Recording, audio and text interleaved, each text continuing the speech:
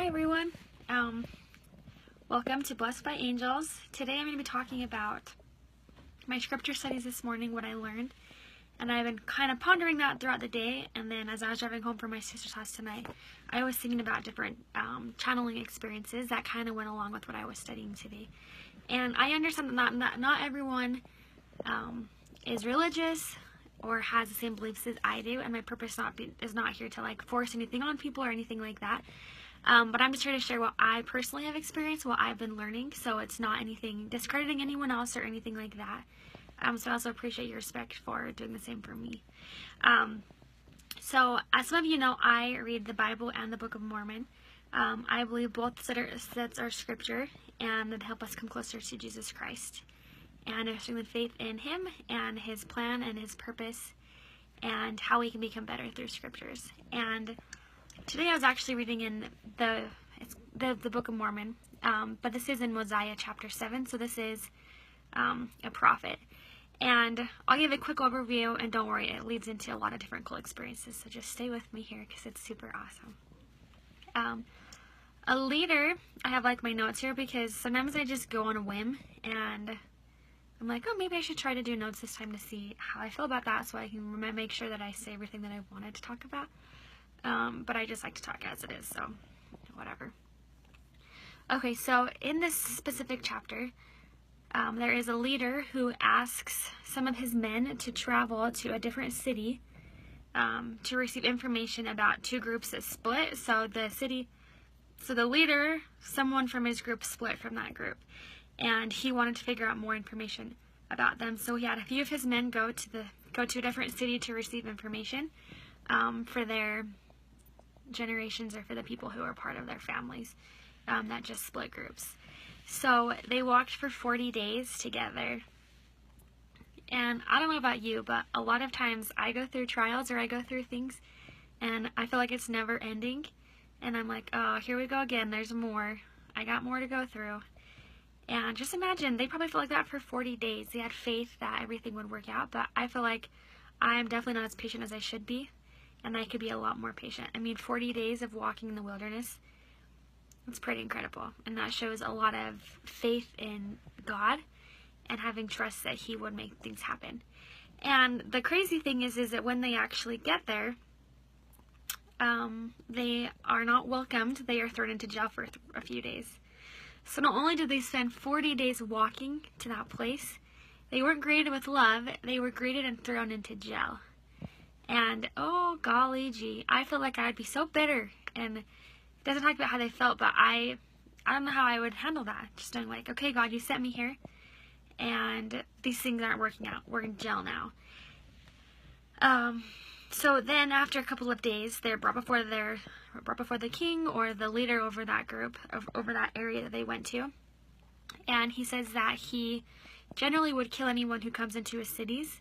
But for some reason, he felt like he should spare their lives to hear what they had to say because they were so confident in what they were coming to pursue, and just walking in the gates, knowing that they didn't know what would happen. So he was questioning what they wanted to know, and it ends up being that they both were able to help each other and to really feast and to feed each other and to move forward and help each other get out of bondage. And I think that's so amazing that they were able to do that. But the thing that I always think is like so incredible is, well, there's so many different aspects to this parable, but what I love is thinking about the fact that the king or the leader over that group, he had some kind of inkling. He had some would call it intuition, some would call it prompting of the spirit. He had something inside of him telling him that he should not kill them, but that he should speak to them and to see what they had to offer, what they had to say. And I know myself, there are so many times in life where I have this little prompting or I feel something, my heart is telling me something, and I do it, and look back and it's like a huge picture of things. And as I was driving home today, I was thinking about how a lot of our angels relay messages in that same way, where they'll bring up a specific experience about how, yeah, I remember in this instance, I guess I'll give a little bit of details about some stuff. So I was with one of my sisters today, and we were walking, and she was kind of talking to me about when our grandma passed away. It's almost been a year since her passing. And she came to me, my grandmother came to me a few weeks after, and wanted to relay a message to one of my sisters. And she wanted to relay a message of love and of support and of hope.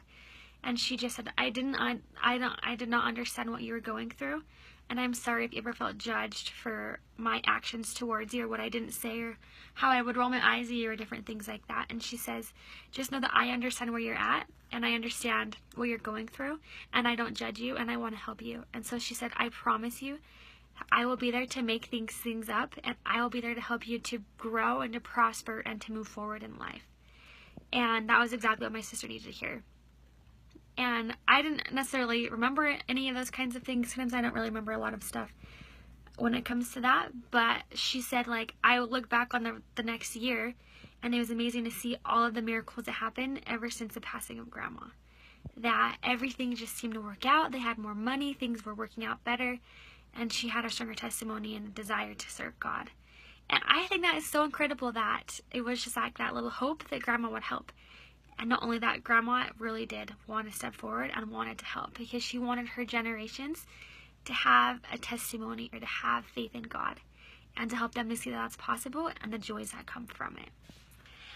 Another example for myself personally is about 2 weeks ago. I woke up in the middle of the night, and sometimes that happens to me, and sometimes I get frustrated, and other times I get up, I write things down, I receive a lot of information, inspiration, and then I can fall back asleep. So this time I woke up, I was laying in bed for a little while, and I realized, okay, it's time for me to write some stuff down.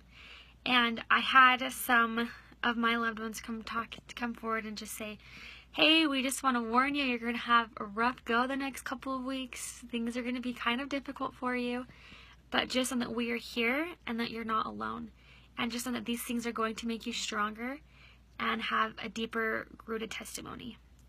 And when I wrote that, like, because in the night, when people will come to me to talk to me specifically, I just write things down, and then, like, I'll reread it after I write it. Like, I'm comprehending what I'm writing, but it doesn't register really. It's almost like I'm stepping aside and my body just is, like, writing stuff down. And as I reread that, I was like, oh, I'm not really excited for this, but I know that my angels are here to help me. And it's so amazing to see, like, even just a little bit of promptings that I receive, or that we can receive and that we can follow, that we can save and help so many people.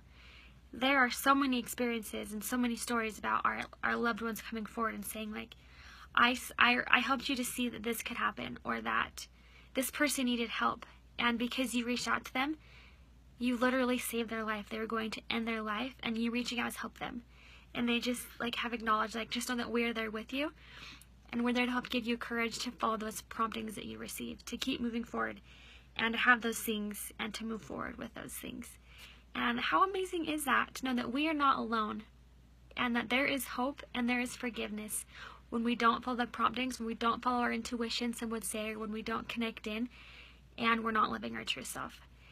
But just to know that our loved ones are there, and they want to help us, and they want to guide us, and they want to be a part of our life, truly gives me so much joy and so much excitement. Knowing that as we follow those little promptings, whether it be to visit a neighbor, to call a friend, to write a book, to move forward with a different part of job, to marry someone, to not marry someone, like, as we follow those promptings, we will be blessed. And not only that, we will receive spiritual strength, and we will receive manifestations of heaven.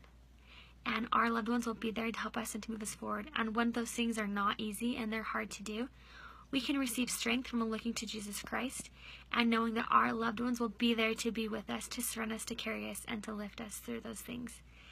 And it was an amazing reminder to me. I want to make sure I have everything here. It was just amazing to me to see that. And you hear, like, some people say, I was just prompted to move somewhere or go to the school, and I ended up meeting my best friend and I married them.